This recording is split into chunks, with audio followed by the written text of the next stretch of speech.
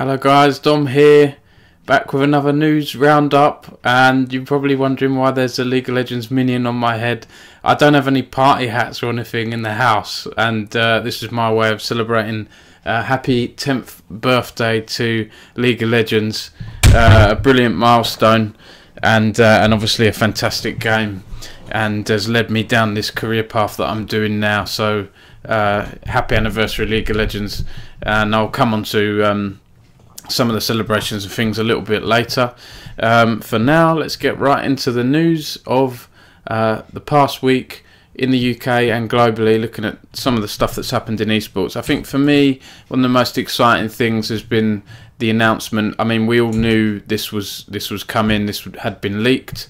The name, Rect Global's London Call of Duty League franchise slot, team name and branding has been revealed. It's a little bit dark actually, this. I hope you can see it okay, but it's the London Royal Ravens, and I'm going to play a bit of the video because I really like this, so if you can't be bothered to watch, just skip ahead a minute or so, but yeah, I'm going to play this because I really like this video, and I think it's a cool... Royal Ravens and one spare watch over the Tower of London, and with them goes the fate of Britain.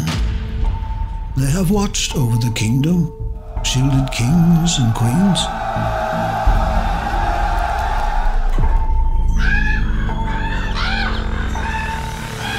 They stood defiant as the bombs fell.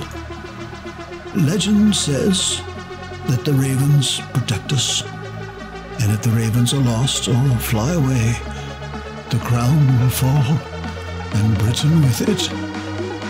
But we won't allow that. The tower stands strong. The crown remains. London Royal Ravens.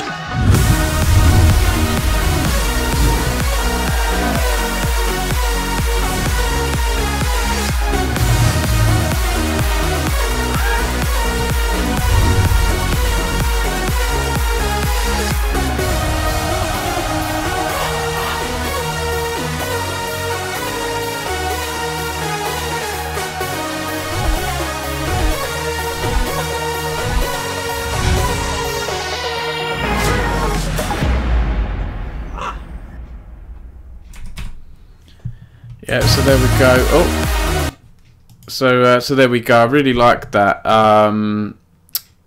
Yeah, a really cool announcement.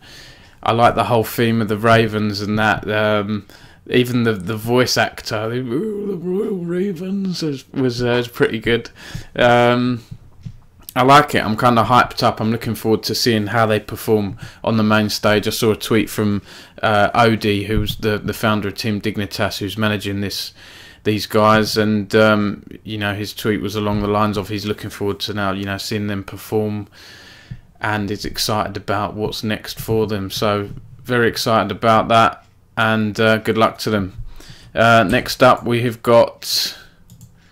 Yeah, on the Call of Duty League branding then, Esports Insider's Adam Fitch reported on this.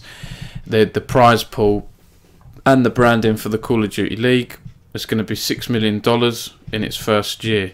Sorry, over $6 million, which is brilliant. And I think there was a video here as well.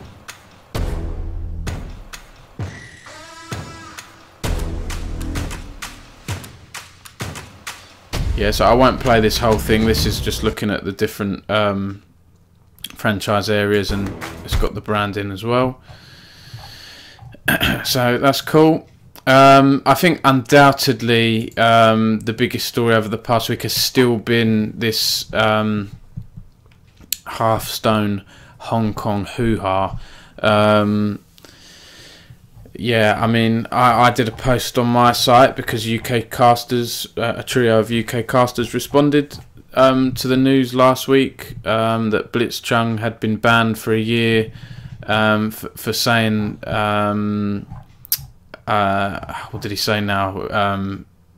There we go, liberate Hong Kong, revolution of our age, during a post-match Hearthstone Grandmasters interview on stream. And he was banned by Blizzard, and there was a big outcry from the community, hashtag boycott Blizzard, you know, people uninstalling Blizzard games and everything, not happy with their stance.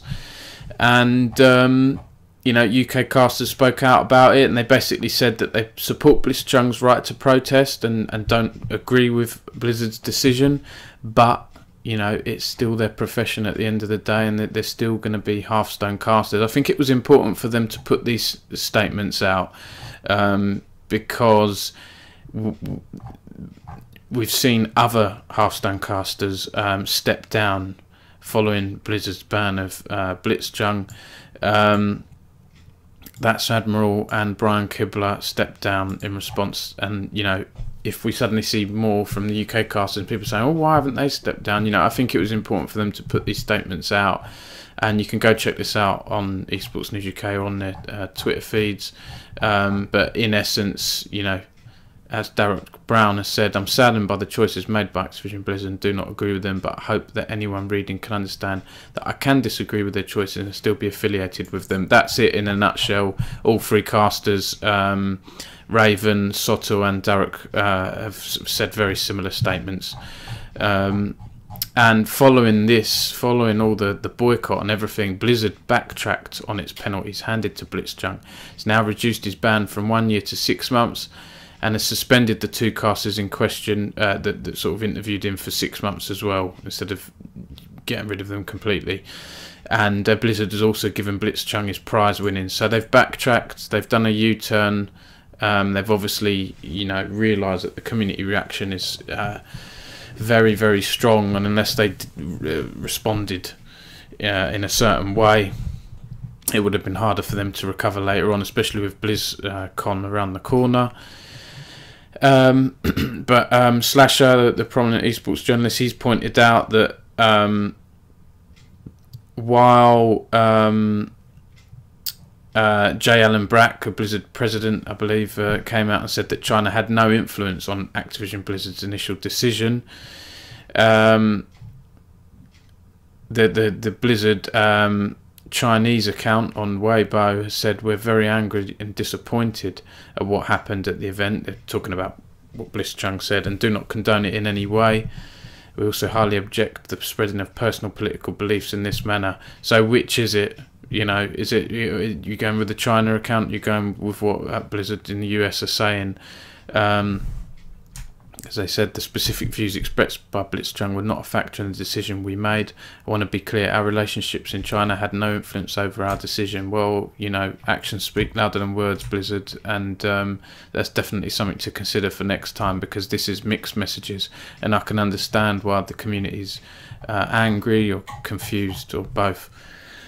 In light of all this, Blizzard have actually pulled out of a New York Overwatch Switch launch event, and they haven't given a reason why.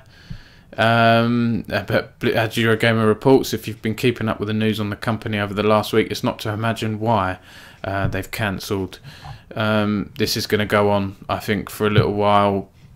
I think things may calm down now that Blizzard have, you know, done a U-turn. But, you know, it's having knock-on effects, as you can see here. Apparently Riot Games instructed casters and players not to discuss sensitive issues on stream. At the League of Legends World Championships group stage last weekend, John Needham, the global head of League of Legends Esports, issued a statement to clarify the stance taken by Riot Games. As a general rule, we want to keep our broadcasts focused on the game, the sport and the players, he said. We serve fans from many different countries and cultures, and we believe this opportunity comes with responsibility to keep personal views on sensitive issues, such as political, religious or otherwise, separate. These topics are often incredibly nuanced, require a deep understanding and a willingness to listen, and cannot be fairly represented in the form our broadcast provides. Therefore, we have reminded our casters and pro players to refrain from discussing any of these topics on air. I agree. I think Riot have taken the right stance on this. I agree on their stance, and you can see why some people got a little bit confused. And Riot had to come out and say that it's not telling casters to censor Hong Kong at the World's Championships. misinformation began to spread when a caster stumbled over his words during the broadcast. Speaking of the team Hong Kong Attitude, the caster stopped short of saying the team's full name before changing his mind and saying HKA, a common abbreviation of the team's name. Many gamers assumed the caster's slip-up was proof that Riot Games was censoring its broadcast, but Riot said that's not correct. We want to correct some confusion that we're seeing regarding our coverage of Hong Kong Attitude. They said, as you can see from our official Twitter account, we refer to the team interchangeably by both their full name and their tricode abbreviation HK, as we routinely do with all the teams in our ecosystem. I mean, the caster was probably a bit nervous in light of what happened. I don't think Riot's done anything wrong, but like I say, this is having a knock-on effect on other esports. You know, we've already seen casters after a Blizzard collegiate Hearthstone tournament come up with a little protest and held up a sign. I think I covered that in the news last week. You know, it's just going to carry on now for a little bit, I think, until we get after BlizzCon to see what really happens next. But expect more things to emerge in light of the Blizzard boycott news. What else do we have up next? In UK news, Insomnia Gaming Festival is hoping to grow its audience from 45,000 to 60,000 next year. Of course, Insomnia takes place every April and August.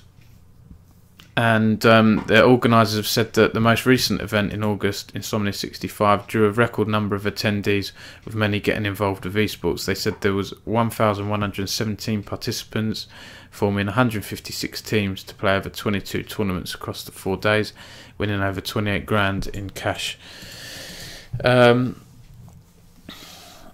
So yeah, they're targeting growth, Insomnia. But speaking of LANs, I was at Epic LAN on the weekend. I should have shared. I'm hoping to do a video diary for the British Esports Association about my time. It's the first time I went. I know it's been I've been wanting to go for ages. I didn't go in the early years when I set up Esports News UK because there wasn't League of Legends at Epic LAN at the time. I understand there was in the past, but regardless, it was just fun to...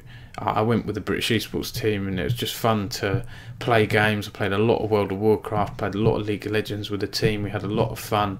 Just a real cool, like chilled, laid back atmosphere. Obviously with all the esports teams, you know, as I can't do an impression, but the CSGO teams in particular, you know, shouting across the LAN hall when they win a match and so on, insulting other teams.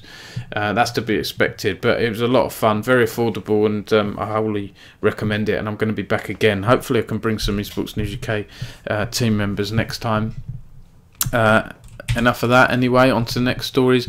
UK Rainbow Six player Doki has been banned for severe toxicity, and I think, you know, I'm not defending toxicity, but I think for him to come out, the Scottish pro player for Navi, and give the quotes that he has, I kind of commend him. I think he's got the right stance here. He said, while I'm upset by the ruling, I respect the decision. I've always been a big believer that actions have consequences, and I'm no exception. So yeah, he's been banned by Ubisoft for toxic behaviour, and ESL followed that up with a 6-month ban on the esports side. And he said, I'm at fault for past cases of toxic offences. In the blink of an eye, my past actions cost me years of hard work. It's devastating. I let you down and I let myself down. And he said to all my fellow players, let my punishment be a lesson to you. I assume there have been moments where you've lost control and said awful stuff in chat. Your words matter, so be careful what you say, whether you're an influential member of the community or not. He said he's unsure about his future. And I'll continue to better myself in every way I can, not just over the past 6 months, but beyond. Next up, there's a new esports fund. Hero Capital has launched a €100 million fund set up to back future UK and Europe leaders in the global esports games and digital sports sectors. So they're looking for 20 games and sports innovators in the UK and Europe. and as well as the financial investment, they'll be working with its entrepreneurs to help them scale, and that includes early stage planning, product dev, strategy, global expansion, and so on.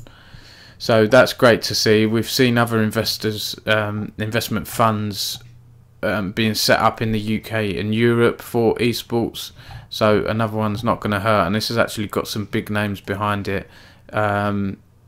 Mainly Ian Livingstone, co-founder of Games Workshop, former chairman of Eidos, publisher of Tomb Raider. You know, he's a games industry legend.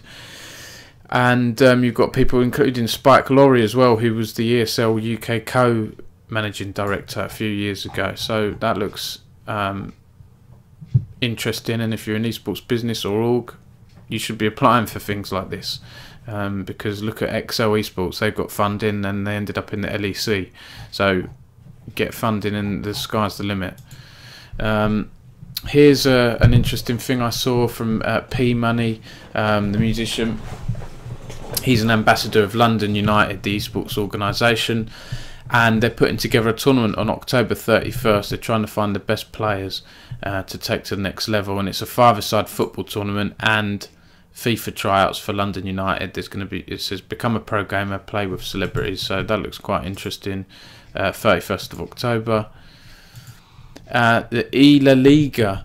So looking at news now, more global news. La Liga has been announced. That's going to start in January. So that's a Spanish FIFA esports tournament, and I think it's good we're seeing more regional tournaments emerge for FIFA. You know, we've got the Premier League, which is coming back, which I spoke about last week, and now we've got the La Liga as well. A new season promises to be filled with new additions and improvements, and there's going to be a grand final in May. So yeah, that looks good. I hope. I mean, FIFA's had a really rough start. Some of the things I mentioned in last week's news roundup, and let's see what happens next. I know PES has been getting some good reviews, which, you know, it's eFootball PES. Who knows if we're going to see a power shift or not. Maybe too early to say at the moment, but it's about time PES came back, I think.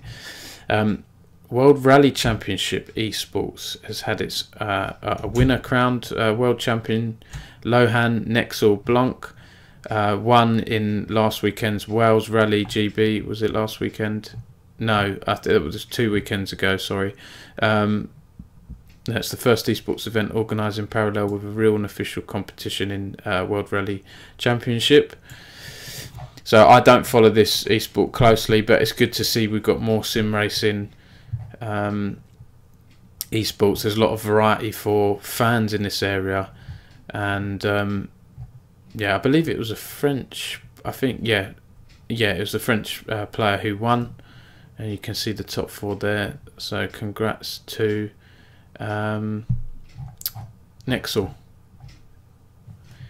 Okay, next up, Guizhong partners with Riot Games, Media Pro for Esports College Club. So Chinese esports organisation Shanghai Guizhong Culture Media have announced that they're going to host the 2019 World University Cyber Games Esports Festival this December. And they've partnered with Riot to bring 2 tournament systems, including League of Legends International College Cup 2019 and the WCG. They're bringing them together. So this is good news. More League of Legends, more collegiate stuff, more student stuff. Always positive and something I like to see. This is a very big story. You probably saw this over the past week. The Fortnite black hole. People were watching on stream for hours. This black hole that completely wrecked the current Fortnite map, as I understand it, and now it's come back. Epic have announced Fortnite Chapter 2 with a new map, boats, and less grind. And there's a cool announcement trailer you can check out, which I watched earlier. It looks fun, and you know, kudos to Epic. They really change Fortnite a lot. A hell of a lot. They add a lot of new things. They keep it fun, keep it fresh. They know what people's attention spans are like these days, where everything moves at 1,000,000 miles an hour. And to be fair to them, they're keeping up, and they're keeping the hype up. You know, there's fishing and stuff. I mean, I don't actually know if you can do that in game. I haven't read this in depth, but it's an interesting story, and you know, the new map looks fun, so I might even check that out at some point. Last few stories this week. Bjergsen has signed a 2-year deal with TSM and has become a part owner. He's obviously been with the NA side since 2013, and you know, one of the greatest mid laners to play League of Legends in recent years. Fantastic to watch. And he said the big reason I decided to resign with the big reason I decided to re-sign with TSM has always been my relationship with Reggie, the owner, and kind of always been on the same page and having really similar goals, especially after this season. And talking in review of the last 2 years, I had a talk with him about what we thought went wrong, and we had really similar feelings on those issues, and that made me really confident going forward. Reggie said it was essential for us to re-sign Bjergsen. Not only is he one of the best players at his position, he's a great leader. So that's interesting. TSM, of course, didn't qualify for Worlds this year, but we can see Team Liquid have been doing quite well. There are 2 wins, 1 loss in Worlds so far. Although it's Group D is looking like a real battle between Damwon, Liquid, and Invictus here, with 2 wins each and 1 loss each. Group C, you can see SKT firing on all cylinders. Faker's been just playing fantastically, picked an interesting Twisted Fate mid. Then you've got Royal Never Give Up in 2nd place, and Fnatic only 1 win and 2 losses. So can Fnatic make it through? It's going to be uphill. I mean, this is the group of death for me. We'll see what happens. Then in Group A, G2 of course top. No surprises there. 3 wins. Griffin 2nd, 2 wins, and Cloud9 3rd with 1 win. And then in Group B, you've got Fun Plus Phoenix, CTBC in joint 1st place with 2 wins each, and then Gam and Splice with 1 win each. So let's see what happens there. And interesting article here from our friend Sue Collins. Hi Sue, if you're watching, writing for Red Bull here, and she's done an interview with Jankos from G2. He wants a G2 SKT final at Worlds. So check out this interesting interview. He said there was no mental block against Korean teams unless we play against Damwon, but for some reason they don't look as strong on stage than they do in my eyes. I'm really happy we beat Griffin, but looking at SKT, they're such a different team, so I don't know how we'd match up against them. That'd be a great final to see. SKT versus GT. I mean, for me that'd be a perfect final, but we'll see what happens. And it'd be fantastic if Europe can win a Worlds again. I mean, it's been so long, hasn't it? Fnatic, I think, won the first Worlds, and we haven't had anything since, I believe. So yeah, that'd be interesting. And lastly, you know how I started the stream and how I'll end on it. Happy 10th anniversary to League of Legends. This is going on right now, so I'm recording this quite late actually. It's almost midnight here, Tuesday night. This live stream's going on right now, and you can see I think that was Mark Merrill there, the co-founder of Riot, and some other rioters are playing some fun matches, and there's going to be lots going on here. Lots of League and TFT matches, show matches, a 10-year celebration, Riot Please 10th anniversary edition, and you know, some people are saying that there may be some new game announcements. I sadly couldn't make there's an event going on in London tomorrow on Wednesday, which I was invited to last week, and there's a bit of a cock-up. I don't think it's anyone's fault, to be honest, but a bit of a cock-up with my invite from the PR agency, and it hasn't happened. For whatever reason, it happened too late, and I couldn't get in. But it doesn't matter too much. I mean, it was an all-day thing. I'm not sure I could have gone and stepped away from my 9-to-5 job at the British Esports Association to turn up, so I'm a bit gutted I won't be there. But it doesn't matter. You know, there's going to be so much going on. The stream looks fun. I'm sure there'll be other journalists there and media and lots of people making lots of cool content. So yeah, good luck and have fun to everyone there. And thanks to Riot for making this blooming game, because it is awesome. I know I've annoyed people over the years writing about whatever drama and stuff, but I just always try and write and you know, report on the truth, and it is what it is. You know, you're not always going to please everyone doing this job, but I'm a gamer at the end of the day, and I love League of Legends, and I want it to do well. So you know, happy celebration there. I look forward to seeing what happens, if there are any announcements. I mean, Riot have been going on about they're working on new games for years now. Can we see some more? Can we see them, please, now? Can we play them? I know TFT's great, and I'd like to see what else there is. You know, people have talked about MMOs in the past, about Riot making an MMO. I think that could be awesome, couldn't it? If you think about all the different races and characters and lore that they've got that they could expand on. I don't think you're ever going to be able to match World of Warcraft. I don't think any MMO will be able to match what Blizzard have done there. But you know, you can have a damn good go, and you don't always have to be compared to World of Warcraft if the gameplay is, especially if the gameplay is slightly different and unique. So that's it for this week, guys. I'll see you again next week. My little ones are very close to being born now. My wife's approaching her due date, so when that happens, I probably won't be able to do these videos for a couple of weeks or so. We'll see what happens.